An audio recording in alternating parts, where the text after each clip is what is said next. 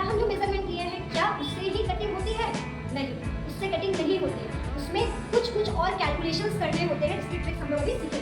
सबसे पहले कुर्ती के लिए हमने चेस्ट सीखा, वेस्ट सीखा, हिप सीखा, लेंथ, स्लीव के साथ मोहरी, उसके बाद शोल्डर, उसके बाद आर्म, उसके बाद फ्रंट में, उसके बाद बैक में, ये सब मैंने सीखा।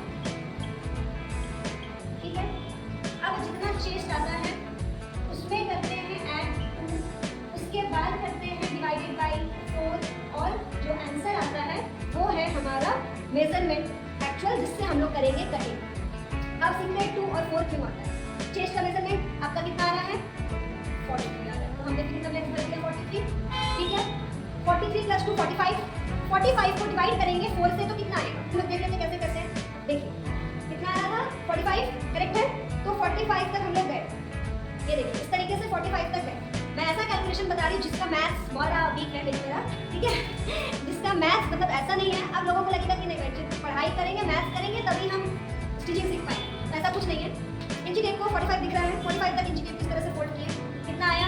इसका हाफ आया 22 एंड हाफ। ठीक है, इधर देखिए जरूरत नहीं पड़ेगी हमें कैलकुलेटर, 22 एंड हाफ आया। अगेन इसको फोल्ड कर देंगे, कितना आ गया? 11.123। ठीक है, 11.4, इसका मैं कैलकुलेशन सिखाऊंगी। 11.4 हमारा जो है,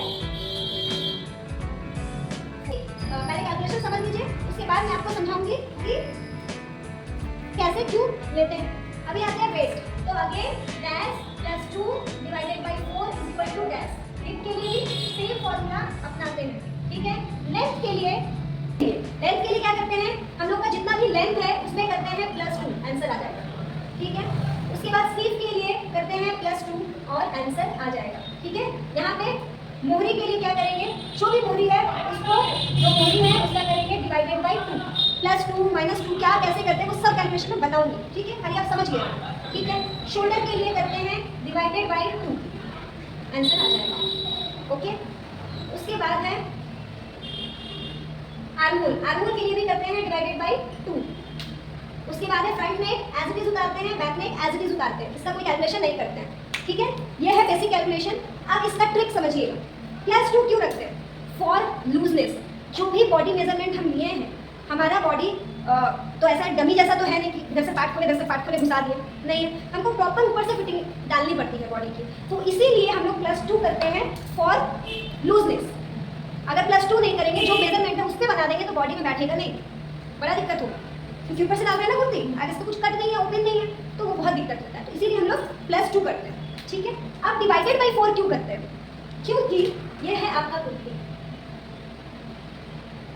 इसको हम लोग काटते हैं ऑन फोल्ड मार्क पे, ऑन फोल्ड मार्क पे मतलब फोल्ड करके काटते हैं। पूरा कुर्ती को फैला के कैसे करते हैं हम लोग, यानी 2 भाग पे काटते हैं।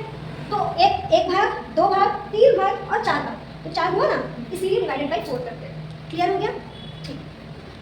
उसके बाद आपका ये भी हो गया क्लियर, ये भी हो गया क्लियर। अभी मैं एक फिगर में ड्रॉ करके दिखाऊंगी कि इस तरीके का मेजरमेंट होगा तो आपका डिवाइडेड बाई 4 होगा, ऐसा मेजरमेंट होगा तो डिवाइडेड बाई 2। अभी कंसेप्ट समझिए, फिर मैं फिगर ड्रॉ करके दिखाऊंगी। पहले समझ लीजिए, फिर हम लोग क्वेश्चन पूछ लेंगे। ठीक है, कोई दिक्कत होगा। अब है लेंथ, लेंथ में प्लस 2 क्यों करते हैं? अगर हम लोग स्ट्रेट जो लेंथ लिए एज इट इज कर देंगे, उसका फोल्डिंग मार्जिन भी तो होता है, कपड़ा को फोल्ड करेंगे और अगर हम कपड़े को फोल्ड कर दिए तो वापस करके छोटा हो जाएगा।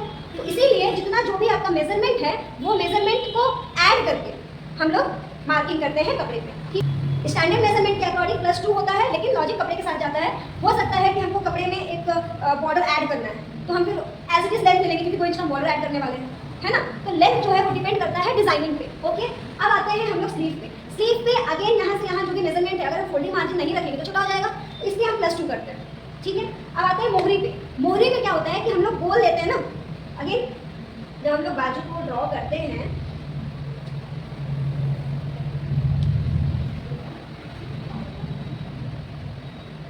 बाजू को इस तरह से ऑन फोल्ड मार्क पे रखते हैं, ऑन फोल्ड मार्क पे रखते हैं। ठीक है, और राउंड मेजरमेंट देते हैं, तो 1 और 2 भाग, 1 और 2 भाग, 2 भाग हुआ, इसीलिए हम लोग डिवाइडेड बाय 2 करते हैं। इसका तो 4 भाग आ नहीं रहा है ना, इसलिए डिवाइडेड बाय 2 करते हैं। अब आते हैं शोल्डर। अगेन शोल्डर का मेजरमेंट क्या हो रहा है? 1 और 2 भाग, यही हो रहा है ना, ये जो फोल्ड है 2 भाग का हो रहा है, तो इसीलिए हम लोग डिवाइडेड बाय 2 करते हैं। ठीक है, अब बोलेंगे आप कि यहाँ पे ऐसे ये भी तो बंद है ना, 1 भाग, 2 भाग, 3 भाग, 4 भाग, हो सकता है 4 क्यों नहीं किए? तो क्या हमने मेजरमेंट ऐसे राउंड लिया था? हमने तो आधा ही लिया था, इसीलिए 2 किया।